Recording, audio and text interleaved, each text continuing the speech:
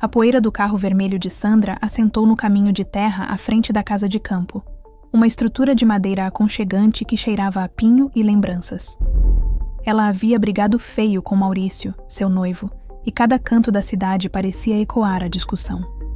Aquele fim de semana sozinha era uma necessidade, um refúgio para respirar e decidir o futuro de um relacionamento que agora parecia uma gaiola dourada. Seus olhos verdes, normalmente vibrantes, estavam opacos pela dúvida. Mal ela havia tirado a bagagem do carro quando Carlos apareceu na varanda dos fundos, enxugando as mãos em um pano. O caseiro, um homem de 56 anos, tinha a postura ereta de quem passou a vida trabalhando com as mãos. Seus cabelos grisalhos eram cortados rentes e seus olhos castanhos guardavam a serenidade de quem havia superado grandes perdas. A mais recente, sua amada esposa, 2 anos antes. "Boa tarde, senhorita Sandra", disse ele, sua voz um baixo suave que parecia acalmar os grilos ao redor.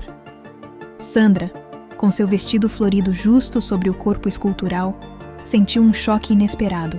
A tristeza solene no olhar de Carlos era tão palpável quanto a força silenciosa que emanava de seus braços, marcados por décadas de serviço.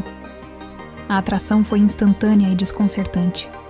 Um desejo puro e proibido que brotou no solo fértil de sua confusão emocional. Naquele instante, a casa de campo não seria mais apenas um refúgio de Maurício, mas talvez um encontro consigo mesma. O primeiro dia foi de silêncios eloquentes. Sandra tentou ler na rede da varanda, mas sua atenção era constantemente roubada por Carlos, que podava os roseirais com uma paciência infinita. Ela observava o movimento de seus músculos sob a camisa de mangas curtas, a concentração em seu rosto marcado pelo tempo, e sentia um calor estranho percorrer seu corpo. Era uma atração que ia além do físico. Era uma atração pela quietude, pela história, pela solidez que Maurício, em sua impulsividade juvenil, nunca teve. No jantar, ela desceu vestindo uma camisola de seda mais reveladora do que o usual. Carlos, ao trazê-la uma jarra de suco fresco, manteve o olhar rigidamente fixo em seu rosto, mas um músculo pulsou em sua mandíbula. Ele era um cavalheiro, um homem de princípios, e lutava contra a corrente de atração que sentia pela jovem. Cada sorriso dela, cada movimento gracioso, era um teste à sua honra. "Precisa de mais alguma coisa, senhorita Sandra?" perguntou, sua voz um pouco mais grave. "Chama-me de Sandra", ela respondeu, seus olhos verdes fixos nos dele, desafiadores e vulneráveis. A tensão no ar era espessa o suficiente para ser cortada. Carlos balançou a cabeça, um gesto quase imperceptível de negação, e se retirou para seu pequeno caseiro. Mas a imagem dela, iluminada pela luz suave da lâmpada, ficou gravada em sua mente, perturbando sua solidão habitual. No segundo dia, Sandra decidiu dar um passeio até o lago nos fundos da propriedade. A trilha era íngreme e, em um descuido, seu pé torceu em uma raiz, fazendo-a cair de lado com um grito abafado. A dor foi aguda no tornozelo. Quase instantaneamente, Carlos apareceu, seu rosto marcado por uma preocupação genuína. "Não se mexa", ele ordenou, sua voz perdendo a formalidade habitual. Ele se ajoelhou ao seu lado, e suas mãos grandes e calejadas, tão hábeis com ferramentas e terra, envolveram seu tornozelo com uma delicadeza surpreendente. O contato foi um choque para ambos. Sandra sentiu a textura áspera de sua pele contra a suavidade da sua, e uma onda de calor subiu por sua perna. Seu olhar encontrou o dele, e a relutância que ela via antes havia se transformado em uma luta interna visível, uma batalha entre o dever e o desejo. Sem uma palavra, ele a carregou nos braços como se não pesasse mais que um punhado de folhas. Sandra envolveu os braços em seu pescoço, seu rosto próximo ao dele, sentindo o cheiro de sabão em pó e terra limpa. Ele a levou de volta para a casa e a depositou suavemente no sofá. Ao se afastar, sua mão roçou a lateral de seu seio por um acidente que não pareceu acidental. O ar escapou dos pulmões de Sandra. A ponte da resistência dele havia se rompido. O anoitecer chegou, envolvendo a casa em um manto de sombras roxas e sons noturnos.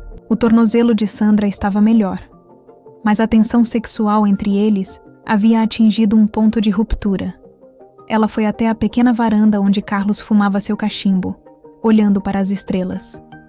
Ele a viu aproximar-se, seu corpo esculpido visível sob a fina seda da camisola. Desta vez, ele não desviou o olhar. Carlos, ela sussurrou, seu nome um pedido em seus lábios. Foi o que bastou. Ele deixou o cachimbo de lado e fechou a distância entre eles. Suas mãos, aquelas mãos que consertavam coisas, envolveram seu rosto com uma reverência devastadora. O beijo não foi de um homem relutante, mas de alguém que havia sido levado ao limite de seu autocontrole. Era lento, profundo e cheio de uma paixão reprimida que encontrava finalmente sua liberdade. Ele a levou para dentro, para a penumbra do living. Não havia pressa, apenas a descoberta tátil de duas solidões que se encontravam.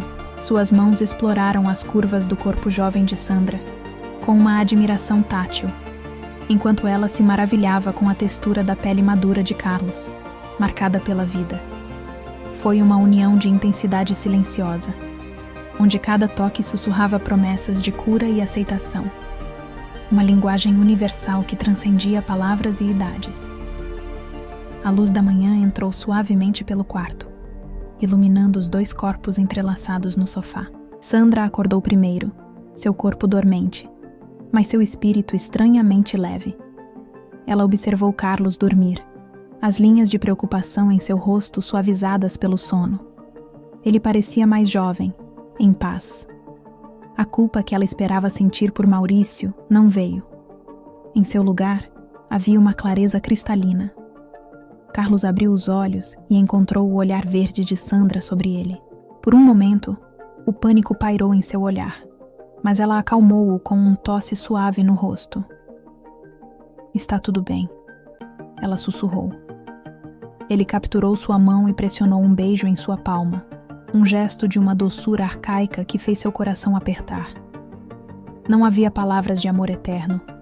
Não eram necessárias. Mais tarde, enquanto arrumava suas malas para voltar para a cidade, Sandra soube o que tinha de fazer. Sua decisão sobre Maurício estava tomada. Ela desceu e encontrou Carlos no jardim, podando os mesmos rosais de sempre. Ele parou e olhou para ela, uma despedida silenciosa já estampada em seu rosto. Obrigada, Carlos, disse ela, sua voz carregada de um significado que ia muito além da hospitalidade. Volte quando precisar, Sandra, ele respondeu, seu olhar transmitindo uma compreensão profunda. Ela entrou no carro e partiu, mas levava consigo uma nova força. A casa de campo havia cumprido seu propósito.